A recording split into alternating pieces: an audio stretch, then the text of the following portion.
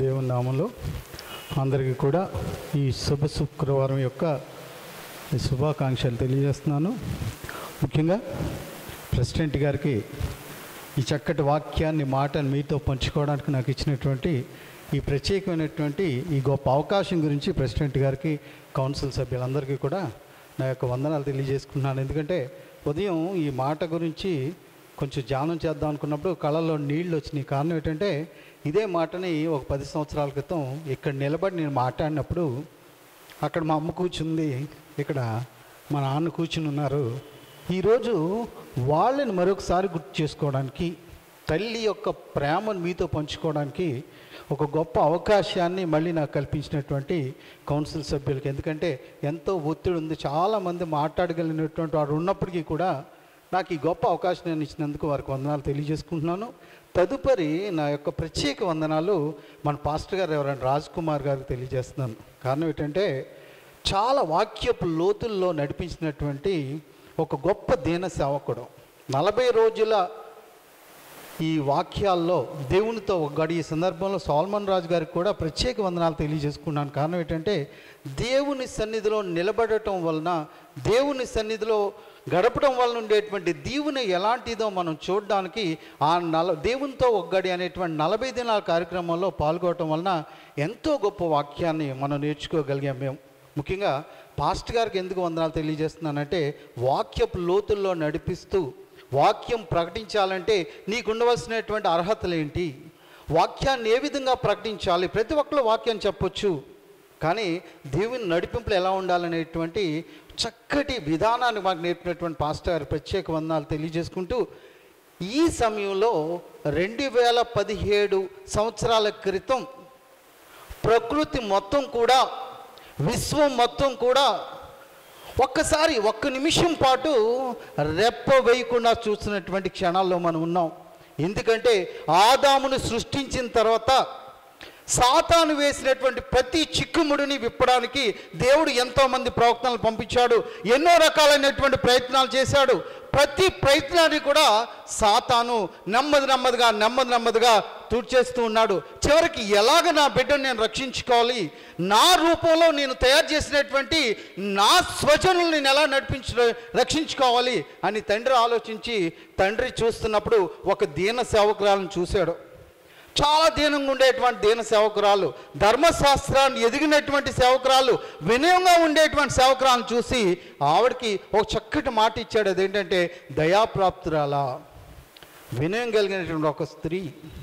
మొదట్లో ఆ దేవదూత రాగానే ఏ విధమైనటువంటి సంశయాలు లేకుండా దయాప్రాప్తురాలా నీకు శుభము, నువ్వు గర్భం ధరిస్తావని చెప్పిన వెంటనే ఆవిడ ఏ విధమైనటువంటి సంశయం లేకుండా ప్రభు దాసురాలను నీ మాట చెప్పున నాకు జరుగును. మొదటగా వినయం, విధేయత చూపించింది.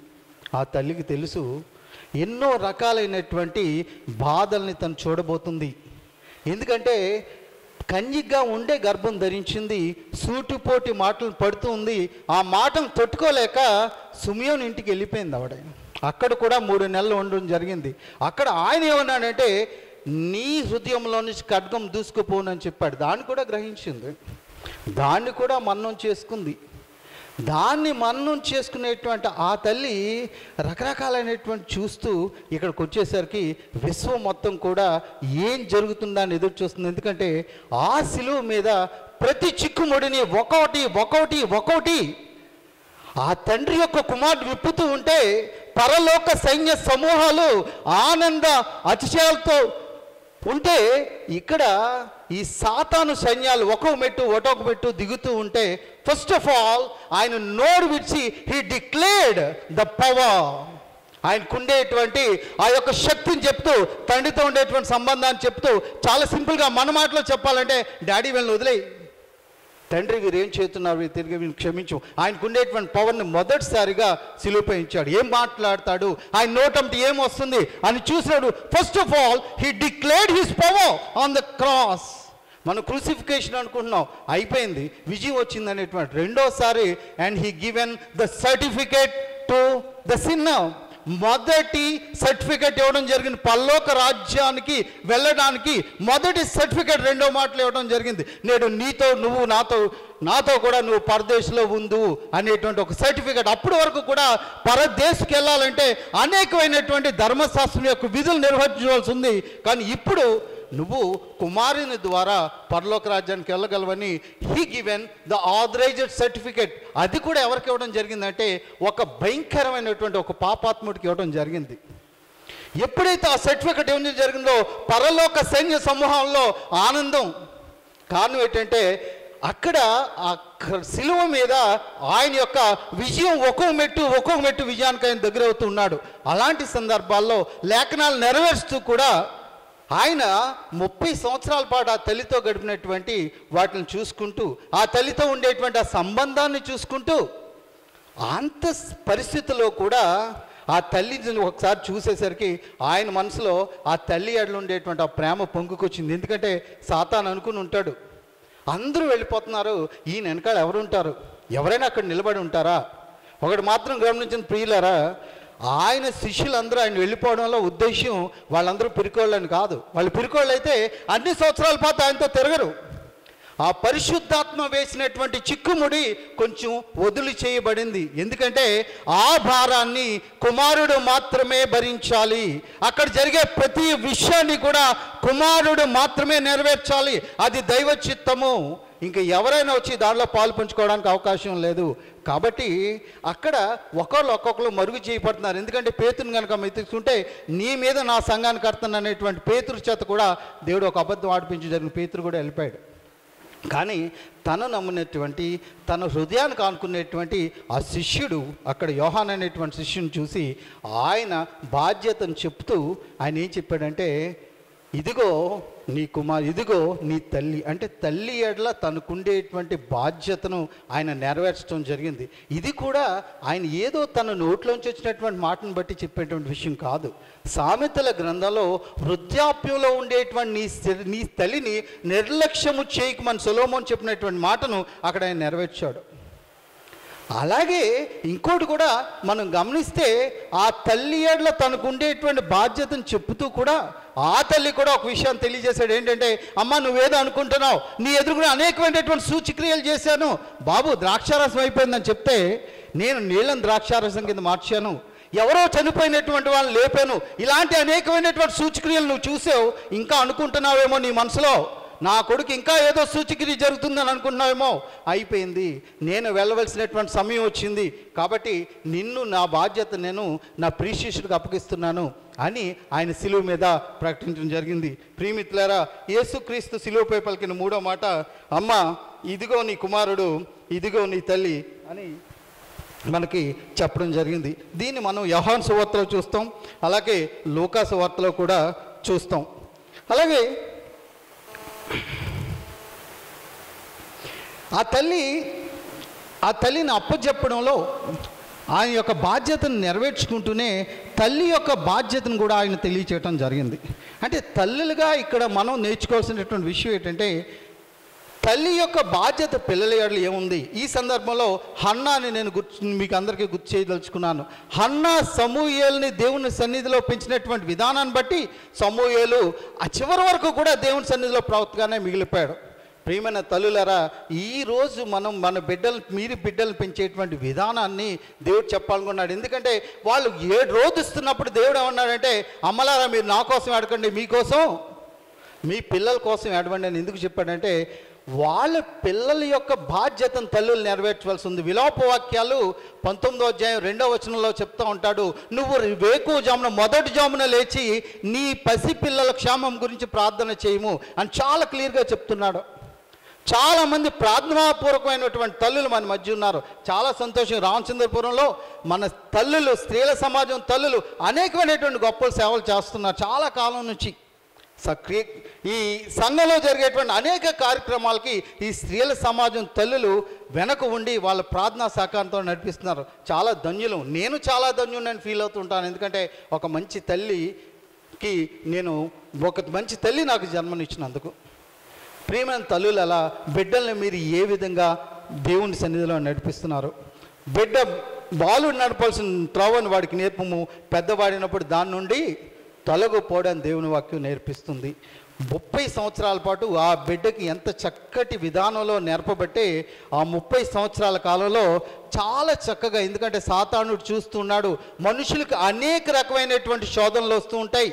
చిన్న బిడ్డగా ఉన్నప్పుడు శోధనలు వస్తాయి, యవ్వనంలో ఉన్నప్పుడు శోధనలు వస్తూ ఉంటాయి, పక్క వాళ్ళతో ఉండేటువంటి శోధనలు వస్తూ ఉంటాయి.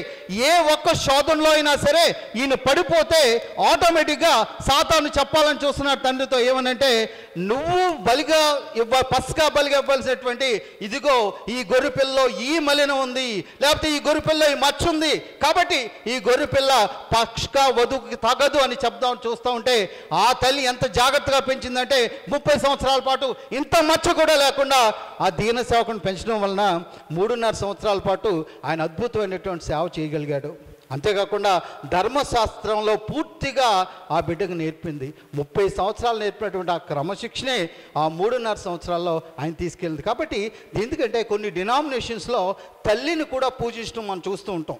కొన్ని డినామినేషన్స్ వారు, ఎందుకంటే చిన్న డినామినేషన్స్ ఏం కాదు, అవి కూడా ప్రపంచంలో చాలా ఎక్కువగా సంఘాన్ని స్థాపించినటువంటి డినామినేషన్స్తో కూడా మరియమ్మను పూజిస్తారు. కారణం ఏంటంటే దేవుని యొక్క సేవలో మరియమ్మకు కూడా కొంత పాత్ర ఉందని వారు అనుకుంటారు. కానీ గ్రంథంలో, దైవ గ్రంథంలో మనకేం చెప్పట్లేదు. కానీ ఆ విధంగా తల్లి ఆ బిడ్డని పెంచడం జరిగింది. ఆ విధంగా పెంచడం వల్లనే చనిపోయే ముందు కూడా తల్లి ఎడ్ల తీసుకుంటున్నాడు. తల్లి ఎడల తన బాధ్యతను తీసుకుంటున్నాడు. ఎందుకంటే తల్లి ఎడల బాధ్యతని తీసుకునేటువంటి వాడైతే అక్కడ ఆయన చేయవలసినటువంటి చాలా పని ఉంది. ఆయన యొక్క శారీరక స్థితిని కనుక మనం తీసుకుంటే సాతానుడు ఆయన్ని ఎన్ని రకాలైనటువంటి విధాలుగా మూసివేయాలో అన్ని రకాలైనటువంటి విధాలుగా మూసివేయడం జరిగింది. శరీరంలో ప్రతి రక్తపు బొట్టు బయటకు వచ్చేయడం జరిగింది. మెదడు పని చేయకుండా తల మీద ముళ్ళ కిరీటం నొక్కడం జరిగింది. ముళ్ళు నొక్కుతున్నాయి. మెదడులో ఉండేటువంటి ప్రతి అణువు కూడా ఒక్కొక్కటి మెదడులో ఉండేటువంటి ప్రతి అణువు చచ్చిపడిపోతుంది. అలాంటి సందర్భంలో లేఖనాలు నెరవేర్చాలా, తన బాధ్యత నెరవేర్చాలా. ఓ పక్కన లేఖనాలు నెరవేరుస్తున్నాడు, ఒక బాధ్యత నెరవేరుస్తున్నాడు. పరలోక సైన్య సమూహాలు ఆయన వెనకాల ఉన్నాయి. ఎంత యుద్ధాన్నైనా చేయగలవు. కానీ అక్కడ ఉన్న పరిస్థితిలో ప్రతి కార్యక్రమాన్ని, దేవుని యొక్క నెరవేర్పుని, లేఖనాల్ని ఆయన ఒక్కడే నెరవేర్చవలసినటువంటి పరిస్థితులు. ఇంత దృఢంగా పెంచడానికి కారణం ఏంటంటే ఆ దీన సేవకురాలు ఆ బిడ్డను పెంచినటువంటి విధం, అది ఆయన అక్కడ గుర్తు చేసుకుంటున్నాడు. ఒక భార్య భర్తలు ఉన్నారు. భార్య అంటే చాలా ఇష్టం.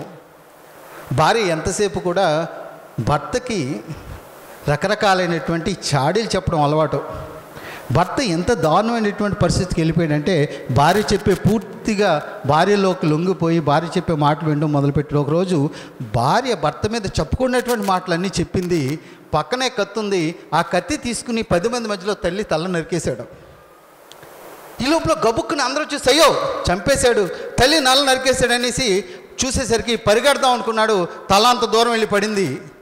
వీళ్ళందరూ ఎప్పుడైతే వచ్చి ఇతను పట్టుకుందాం అనుకున్నారో, పారిపోదాం అని పరిగెట్టేసరికి దెబ్బ కాలు కొంచెం రాడుకు తగిలి కింద పడిపోయింది. కట్టి ఎక్కడ పడ్డాడంటే ఆ తల్లి తల దగ్గర పడ్డాడు. ఆ నరికేసిన తల్లి తల అంటుంది, బాబు దెబ్బ తగిలిందా, బాబు దెబ్బ తగిలిందా. అంత ప్రేమ కలిగినటువంటి తల్లి ప్రేమను కుమారుడిగా నువ్వు గనక ఏమన్నా కొంచెం తల్లి యొక్క నీ ఎడల నీ బాధ్యతను, తండ్రి ఎడల నీ బాధ్యతను మర్చిపోతున్నామో దయచేసి ఇక్కడ ఉన్నటువంటి యవనస్తులందరూ గుర్తు చేసుకోవాల్సిన అవసరం ఉంది. ఎందుకంటే దైవ గ్రంథం చాలా క్లియర్గా చెప్తుంది, నీవు భూమి మీద దీర్ఘాయుష్యమంతుడు అన్నట్లు నీ తల్లిని తండ్రిని సన్మానించుము. తల్లిని తండ్రిని సన్మానించడంలో చాలా గొప్ప ఆధిక్యతను ఇవ్వడమే కాకుండా, దీవెనని ఇవ్వడమే కాకుండా, దానితో పాటుగా దేవుడు దీర్ఘాయుష్ను కూడా ఇవ్వడం జరిగింది. కాబట్టి ఇక్కడ ఉండేటువంటి యవనస్తులందరినీ నేను సూటిగా ప్రశ్నిస్తున్నాను, నీ తల్లి ఎడల నీ బాధ్యత ఏంటి, నీ తండ్రి ఎడల నీ బాధ్యత ఏంటి? తల్లి తండ్రికి తలొక్కి తల్లి తండ్రి చెప్పిన మాటల్ని నువ్వు తల ఊపితే సరిపోయింది అనుకుంటామో, లేదు. నీ తల్లి తండ్రి నీ గురించి చాలా ప్రార్థన చేస్తున్నారు. నీ తల్లి తండ్రి నీ గురించి చాలా త్యాగాలు చేశారు. ఈరోజు నువ్వు చేయవలసినటువంటి పని ఏంటంటే నీ తల్లి తండ్రి యొక్క ఆలోచన నీ మీద ఏ విధంగా ఉందో నువ్వు తెలుసుకోవాలి. నేను రాత్రి చక్కటి ప్రసంగాన్ని విన్నాం, చాలా నేను రాత్రి చక్కటి ప్రసంగాన్నే కాదు, ప్రతిరోజు చక్కటి ప్రసంగాన్ని వింటున్నావు. నిన్న రాత్రి ప్రసంగం ఏంటంటే దేవునికి నీ పట్ల ఉండేటువంటి బాధ్యత ఏదో నువ్వు తెలుసుకుంటున్నావా? దయచేసి తల్లిదండ్రులని నేను రిక్వెస్ట్ చేసేది ఏంటంటే, మీరు మీ పిల్లల గురించి రకరకాలైనటువంటి పనులు ఏం చేయొద్దు. వాళ్ళని తీసుకొచ్చి ఇక్కడ కూర్చోబెట్టండి. నా తల్లి ఇక్కడ కూర్చోబెట్టింది. ఎన్ని రకాలైనటువంటి శ్రమలు వచ్చినప్పటికీ కూడా, ఎంత దుర్మార్గమైనటువంటి నడత నడిచినప్పటికీ కూడా ఈరోజు నన్ను దేవుడు ఇక్కడ నిలబెట్టాడు. ప్రతి విషయంలో కూడా మమ్మల్ని నడిపిస్తున్నాడు. దానికి కారణం ఏంటంటే నా తల్లి పెంచినటువంటి విధానం. ప్రార్థన చేసుకుని ముగించుకుందాం. ప్రేమగల తండ్రి, దయగల ప్రభువా, నీ సన్నిధిలో కూడుకొని నీ యొక్క వాక్యాన్ని కొంచెంసేపు ధ్యానించుకోవడానికి, నీ వాక్యంలో ఉండేటువంటి కొన్ని విషయాలు తెలుసుకోవడానికి, అలాగే నాకు ఇచ్చినటువంటి నా తల్లిని గుర్తు చేసుకోవడానికి, ఇక్కడ ఉండేటువంటి అనేకమైనటువంటి తల్లుల్ని గుర్తు చేసుకోవడానికి మీరు ఇచ్చినటువంటి ఈ గొప్ప భాగ్యం గురించి వేలాది వందనాలు తెలియజేసుకుంటున్నాం. నా ముందు మాట్లాడినటువంటి ఇద్దరిని మీరు దీవించండి. అలాగే మాట్లాడబోతున్నటువంటి వాళ్ళందరిలో మీరే ఉండి వారి ద్వారా చక్కటి వాక్యాన్ని నీకు మహిమకరంగా, మాకు మేలుకరంగా, ఇతరులకు మాదిరికరంగా ఉండేటువంటి రీతిలో మాట్లాడగలిగే భాగ్యాన్ని అనుగ్రహించమని మరొకసారి నాకు ఇచ్చినటువంటి ఈ గొప్ప భాగ్యం గురించి నీకు వేలాది వందనాలు తెలియజేసుకుంటూ మా ప్రభును ప్రియకుమారుడైన యేసుక్రీస్తు పేరిట వేడుకొంచున్నాం తండ్రి. ఆమేన్.